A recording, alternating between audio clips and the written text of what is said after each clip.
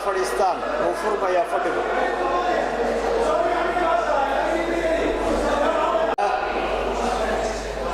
inoo furan yahay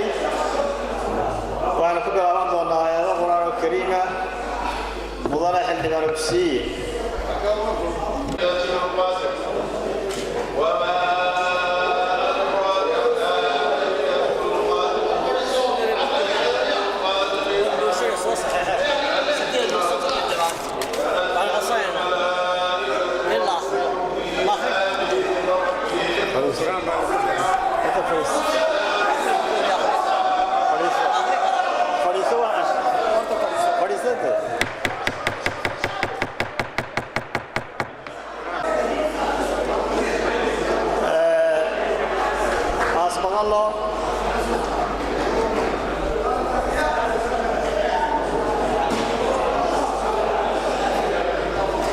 waxay noo socotay dooda xiroosaadka hase yeeshee hadda waxa la yidhi mooshin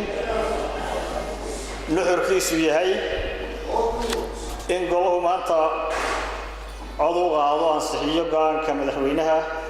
guddiga golaha wakiiladu ee ku saabsanaa soo celinta go'aanka golaha wakiilada ku laalay bixinta kaydka haamaha shidaalka berbera waan jecelahay inaan xaadiriyo magacyada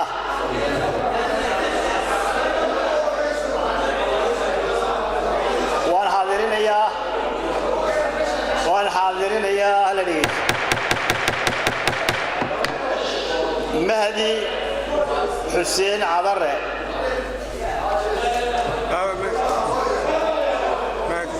Said Maxamed Cilmi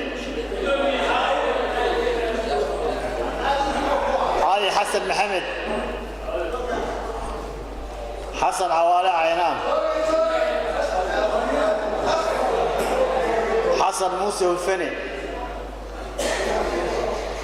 إبراهيم أحمد الريقل إبراهيم أحمد الريقل سوري أحمد برخة وبسية علي محمد آدم إبراهيم أحمد الشيخ موسى إبراهيم عقال عبد محمد حسين حاجي عيسى عبد محمد شامع محمد أحمد البسيي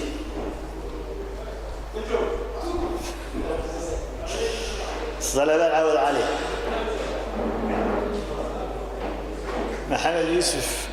يوسف أحمد عبدي هيرد عبد ساحي شنبا مغان صدعي صوت المضانة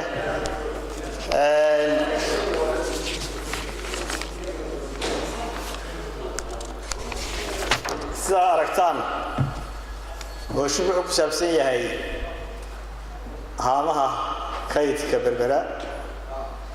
سيدا وحصيو قضب كفرتن يصدح فغرد اللمات لحراسات القرى وكيلده لما فري كرم موشين هدي أرنتو وكهد لي موشين كخصية وقالوه كدوضي isla fadhigaas saadaradeed kal fadhiga dambe ayaan saxiixay keenista mooshinkaasi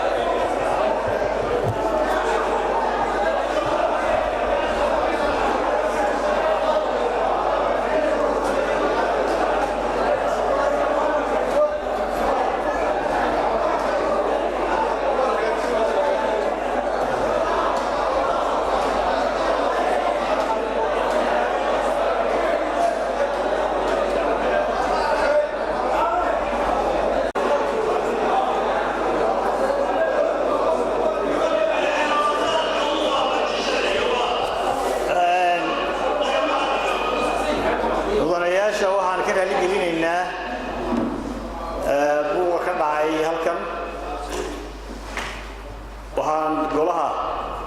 weynaha u soo jeedinayaa inuu ixtiraamo golaha inuu ixtiraamo xeeraasaadka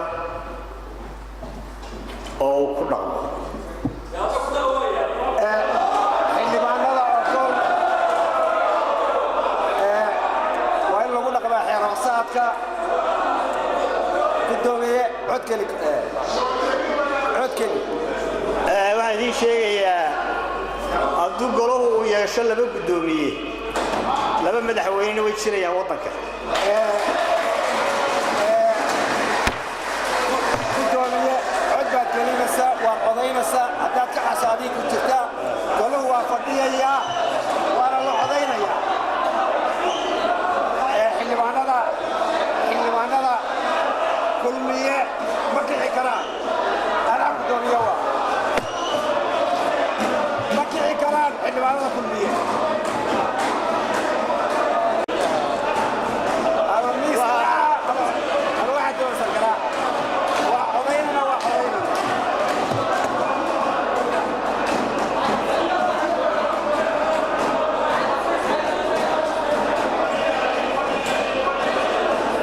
sii socon doontaa inay mudanaha koowaad mudana dhakool xildhibaanada laba doodayo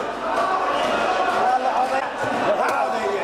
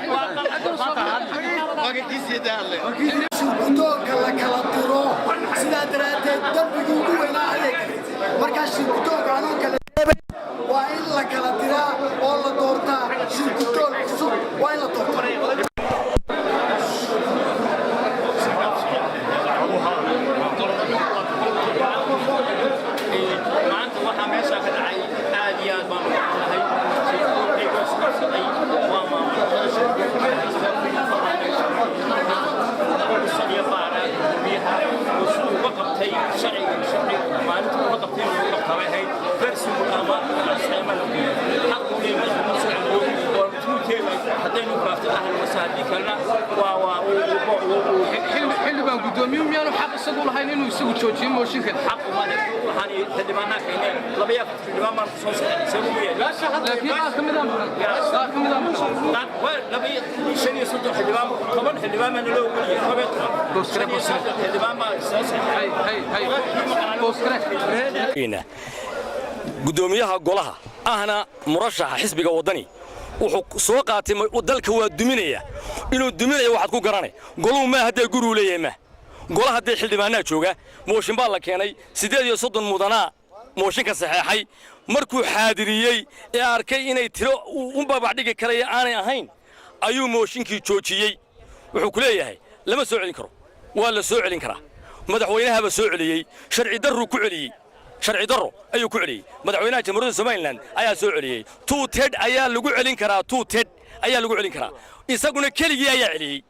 mudanayaashu inay u codeeyaan oo codkooda uu qaado oo golaha dhexdhexaad u ahaado ayaa loo baahan yahay haddii golaha dhexdhexaad loo ahaan waayo oo uu yidhaahdo codkaygun baa ka soconaya afarta aan wataa ee mucaaradka dee goluu socon maayo xildhibaan haddaad mooshinkii aad adinkoo muxaafidkii aad doonayseen inaad gudbisaan maamulkii shirgudoonkii uu goluu islaayey adinkuna aad xildhibaanadii labada dhinac ay u kala safteen maanay golihii wakiilada ee Soomaaliland sharaf iyo ceeb daro ceeb miyaanay ku ahayn waddanka oo dhan bay ceeb ku tahay feerkana isagaa ku bilaabay gudoomiye ku-xigeenka isagaa ku bilaabay isagaa ku talagalay inuu qaso isagaa aan ku talagelin dalkan inuu hagaagsanaado isagaa aan ku talagelin golahani inuu shaqeeyo wuxuuna moodayaa in feed lagu fuulayo dalka jamhuuriyadda Soomaaliya madaxtinimadiisa laguna fuuli maayo ceebteedana waajibkeeda la marin doona saasi markay saa wax u dhaceen iminka maxaa xal ama aad talaabo qaadaysan hadda tiin muxaafid xalka waa la isaga imanaya waa laga tashanay laakiin foolxumada halka ka dhacday waxa ka masuula xildhibaanada siiriga qubayay dhowr iyo 10 xildhibaan ee mucaaradka marka xildhibaanada muxaafidka qayb ka mid raacaan waanu ogolahay inay aqlabiyad noqdaan oo ay cod ka helaan waanu ogolahay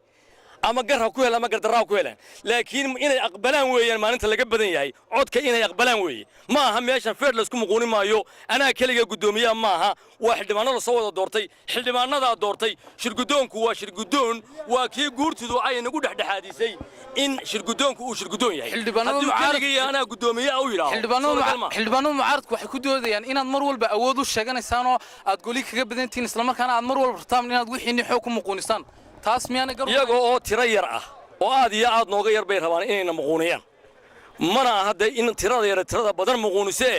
maalinta uu cod haystana inuu adkaado weeyaan maalinta codka laga haystana waa inuu aqbalaa laakiin ma aha inuu feertamo ama dagaalamo ma aha ama golaha qaso ama joojiyo aqlabiyadda goluhu mooshinkay soo dhigtay inuu joojiyo xaq ma laha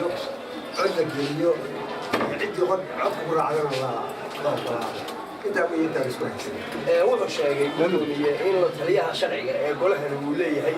iyo warqadii shirkadooda halaad ku eegteenba ay odhanayso mooshin hore looga dooday golahan mar nabad mooshin laga dooday ma jiro maalinta hore mooshin lagama dooday laba mooshin oo shaqa isku leh ma aha waxa weeye maalinta hore lama doodin soo jeedin uu sameeyey isagoo aan la taliyay sharciga u dhiibay soo jeedisay haddana isagoo aan mooshinkiiba loo keenay ayuu ina yaroo taliyaha u yaroo laba kelmood ka soo qortay waxa weeye goloweynaha marba sidii la doono loo wadi maayo wuxuu leeyahay golaha soo jeedin leeyahay magacyada wuxuu akhriyey waxay markii loo dhibay inuu yidhaaho qaban maayo oo magacyada markay ansaxeen 12 xildhibaan baa la marayay 8 baa soo saxeexay marka waxa la isku haystay waxa weeye inuu procedure mariyo maalinta isagoo uu qaban wadana inuu yidhaaho xeerasad ma jire waa soo jeedi maalinta waa kay laga badanayana inuu yidhaaho anigu waa shirgudoon baan nahay speaker ma ahayn waa gudoomiye wuxuu gudoomiye ku yahay shirgudoon laba nin oo shirgudoonkaan nahay saddex nin oo shirgudoonkaan nahay talaanu wada leenahay ma aha inuu isagu wuxuu doono